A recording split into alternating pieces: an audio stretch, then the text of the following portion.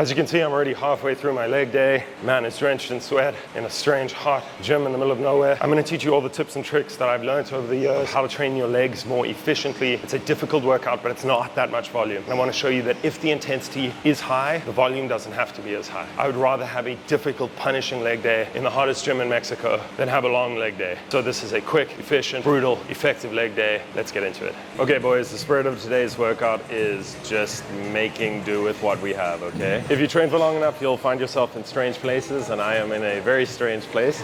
Actually, on the cards today, we've got a hack squat, but I'm not a big fan of that hack squat, so we're gonna do this leg press, which is kind of okay. It's a little bit janky, but we're gonna make it work.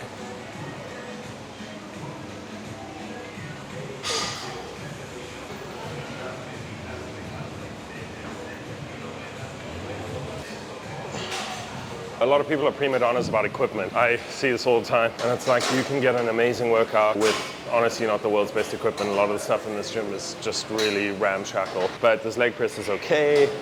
That back extension is kind of okay. You can do lunges anywhere. So actually, you can get a pretty good workout in no matter where you are. And I'm gonna prove that to you today. Now, the trickiest thing with these is actually getting them on your knees, particularly when you're already sweating. So what I like to do is roll them up like that, and down, and then we're just gonna yank that bitch and hope for the best. Oh, fuck. Oh. Okay, we got stuck. Okay, let's just regroup. Take a deep breath and go again. Okay. Oh, let's fucking go.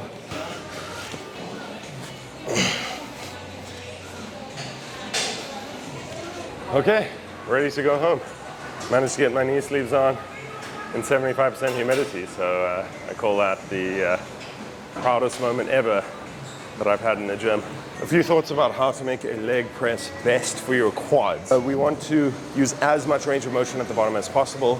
Also, you probably want your feet as far down on the pad as possible to get as much knee flexion, which stretches out your quads, so as much knee bend as possible. At the bottom, you want that deep, painful stretch at the bottom on your quads. I can't get my feet quite at the bottom of this pad just because my butt starts coming up off the bench, because at the moment, the machine is set up as low as it possibly can be. That's another thing is I would suggest in most cases, if you're trying to do a quad dominant leg press, you want the seat as far back as possible. So we've got the seat as far back as it goes. As I said, it's really not an ideal setup, but we're making do. I'm jamming a yoga block in the seat to make it a little bit more comfortable, because it's a very weird piece of equipment that looks like it was made like 30 years ago.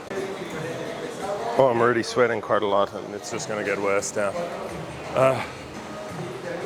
Damn, leg day in these conditions, holy shit. I want to focus on range of motion on the leg press, okay?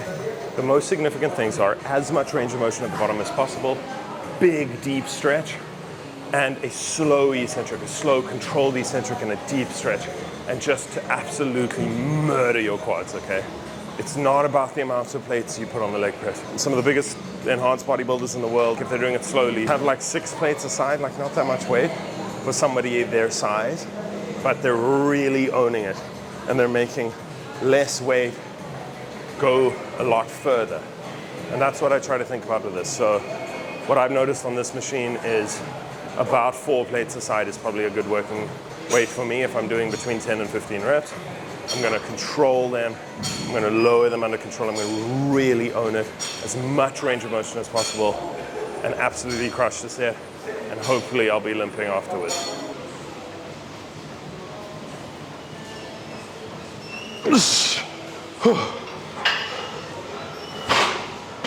We're in a rugged gym. Let the beard get too long. Apparently you need a towel though, so we got a towel, so keeping things hygienic. If you've watched any of my other workout videos, you'll notice I do a lot of supersets, particularly with the upper body stuff.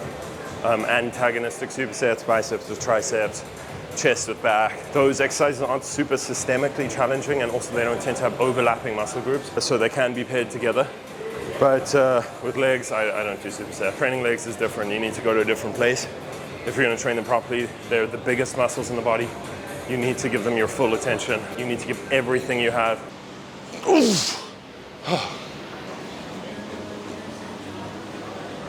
It's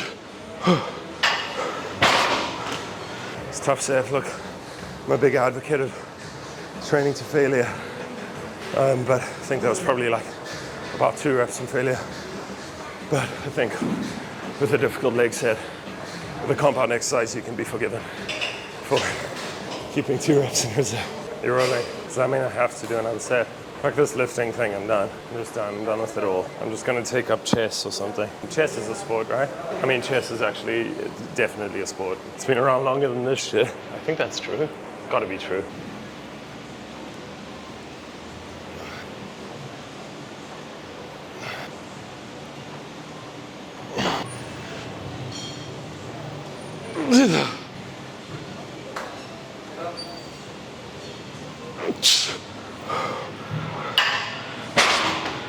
We're hanging out by the communal fan. It's giving me life. Damn, if leg day wasn't already pretty tough. Leg press is done. Next we're going to a hip hinge movement. And normally when people think about hip hinges, they think deadlift. They think conventional deadlift or Romanian deadlift or something like that. Today we've actually got a weighted back extension. Essentially just a hip hinge. The way I'm doing it, it's going to hit my glutes and my hamstrings. If you did it in more of like a stiff leg deadlift style, it would be more hamstring dominant. Going all the way down and then all the way up, that would have hit your lower back quite a lot. The way I'm doing it, I'm trying to minimize hitting my lower back, trying to hit my posterior chain, my glutes and my hamstrings. This is actually an old hammer strength machine, which is pretty cool. Looks like it might have the Planet Fitness paint job. You want here the top of the pad to be about in line with our hips so that we can move freely about the hips, which is the function of the hamstrings and the glutes to work together to extend the hip. I'm thinking about letting our upper body completely relax, dead hang with our upper body, and then I'm trying to lift myself with my glutes and squeeze the glutes at the top.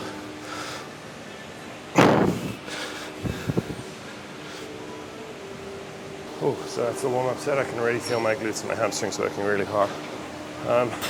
So I learned this technique from some of the big booty bitches in my life, one of whom is currently behind the camera. And apparently, chicks check out guys' asses as well. It doesn't just pay to have big quads, it pays to have a dump truck as well. Alternatively, if you want to think about it in a bodybuilding context, we need to be thinking about building our physiques, not just building certain muscle groups. So shoulders and arms, chest, that's cool. What really separates you in terms of having a holistic physique is quads, glutes, adductors, back, and then all of the beach muscles on top of that.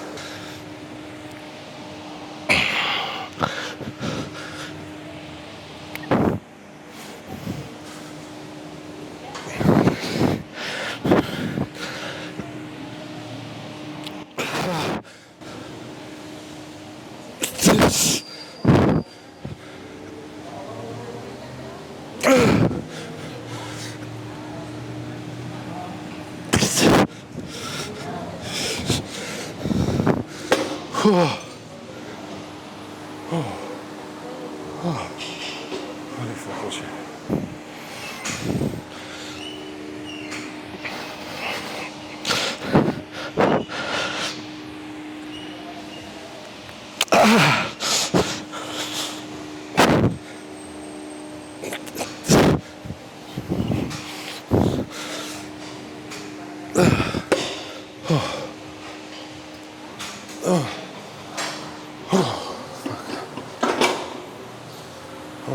Okay, we're technically still in the gym, I think, except this is outside, but I don't think there's any escape from the humidity. Man's shirt is just like 60% sweat at this point. We've done our major squat movement of the workout, i.e. the leg press in this case, and our hinge movement, i.e. the weighted back extension with a glute and hamstring bias. We're going into a single leg movement. We're going to do a walking lunge. A few notes about walking lunges. The lower you go in a lunge, the more effective this exercise is. So you see a lot of people repping, or honestly half repping their lunges by not going all the way down. I would much prefer my clients, I always say this when I'm working with clients, go all the way down, slow lowering, control it all the way down, even potentially like a soft touch of the knee on the ground, and do fewer reps and do less weight, but do more range of motion because it will be more effective for growing your quads, your glutes, and your adductors. The other major point with walking lunges is just the further our stride, the more we'll stretch our glutes, the muscles that move our hips, the more glute biased it will be, the further the stride. And the shorter the stride, the more quad biased the exercise will be. So this is kind of a more glute biased lunge, like a big deep stretch. And then that glute you see is working very hard. as opposed to a shorter stretch where it's more knee over toe and it's more quad bias. We've already done a quad bias exercise in this workout, so we're actually going to do a glute bias lunge.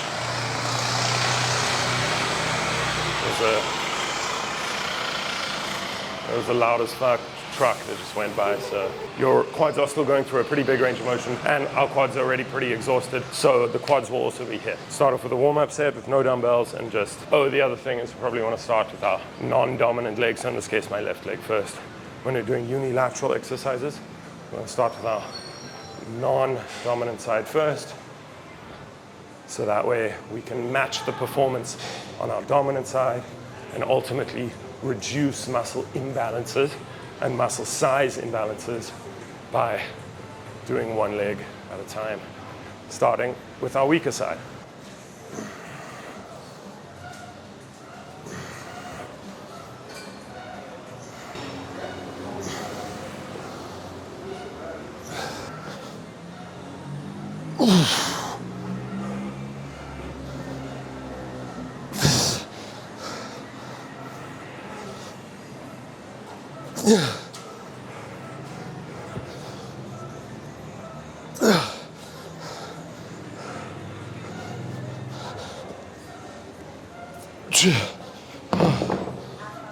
Okay, boys, we're doing the Insta Thought big booty fucking pose.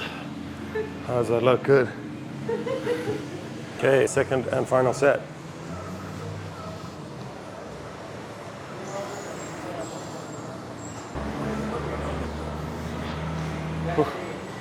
Full start.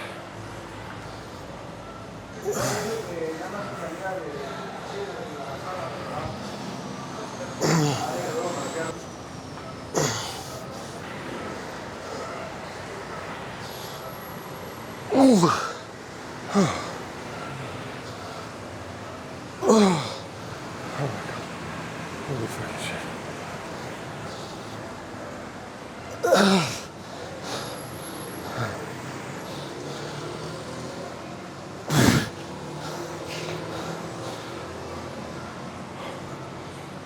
Quick pit stop in my favorite spot in the universe, where the fan is at. Never change. Okay, you're perfect. So there's no seated leg curl in this gym. The program calls for seated leg curl, but there is a pretty okay, I think, lying leg curl. We're gonna fuck around with that and see what happens. A few things about form and setup in this exercise. You want this ankle pad on your Achilles, so just above your feet. That's kind of where it'll be most comfortable. And you want our knees below here so they've got freedom of movement. This is a pivot, it's a hinge joint on this machine. We want our knees, which are also a hinge joint, to be in line with the machine, with the pivot on the machine, so that we can comfortably bend our knees.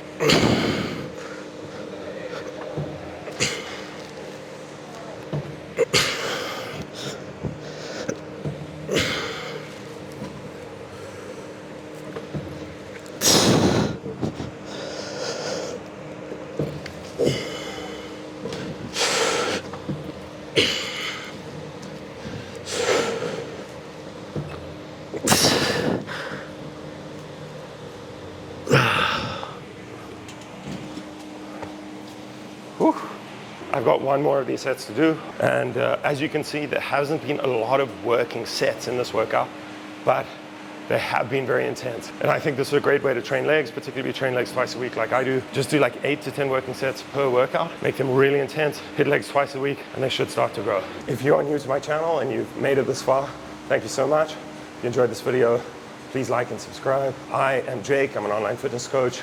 I am taking on new clients. If you're interested in working with me, the application for coaching is in the description of this video. Alternatively, if you have any questions at all, please leave them in the comments or follow me on Instagram. Alternatively, as I said, please subscribe to the channel. And YouTube thinks you're gonna like this video next, so check that out.